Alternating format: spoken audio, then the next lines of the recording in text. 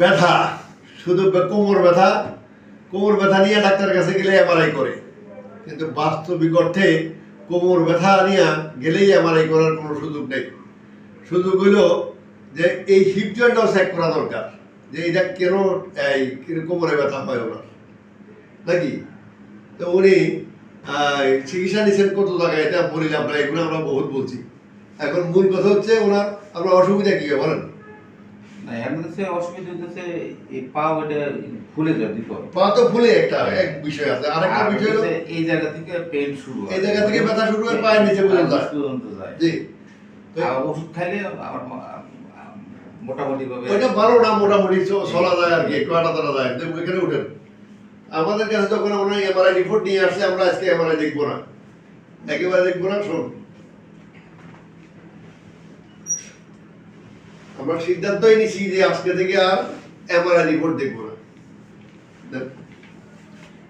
পাড়া তোল, এই পাড়া উপর তোল। এখানে যাওয়ার পরে ওনার পা আর উঠে না, ওনার পা এখানে ঘুরে না, ওনার এই হাঁটুটা এখানে শর্টেজ হয়ে গেছে, ওনার গোড়ালি এটা ব্লকেজ হয়ে গেছে, ব্লক।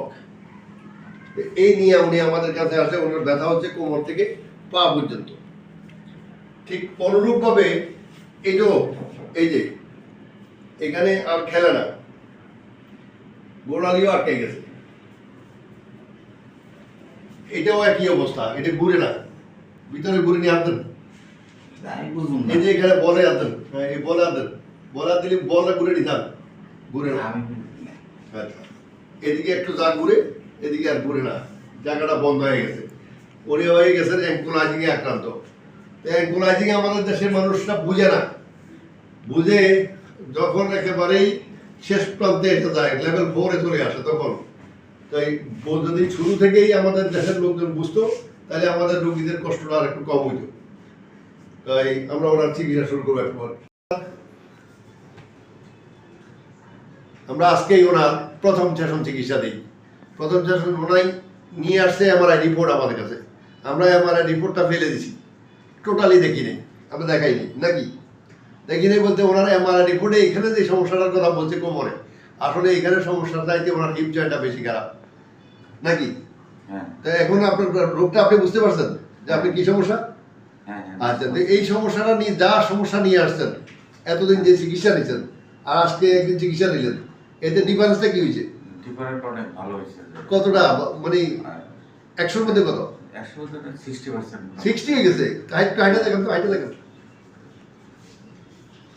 আগে তো হাঁটতে পারতাম না, পা উঠাতে পারতেন না, হাঁটতে পারতেন না। জি, হিপ জয়েন্ট খারাপ হলে কেউই পারে না এটা। আর এদিকে আসুন। তো হিপ জয়েন্ট খারাপ হইলে কেউই পা উঠাইতে পারে না, সোজা কথা, একেবারে ওই যে কখনোই সম্ভব না। তা আমরা ওনার চিকিৎসা দেওয়ার ফলে ওনার অভিমত হলো 60% হয়ে গেছে। তো ওনাকে আমরা কালকে পরশু 2 দিন চিকিৎসা দিব। 2 দিন চিকিৎসা দেওয়ার পরে ওনাকে আমরা 1 সপ্তাহ ছুটি দিয়ে চিকিৎসা দিব। তাই খুশি তো? খুশি আছে?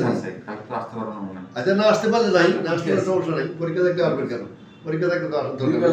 এখন যেটুকু উন্নতি হয়েছে খুশি নেই। খোদা হাফেজ।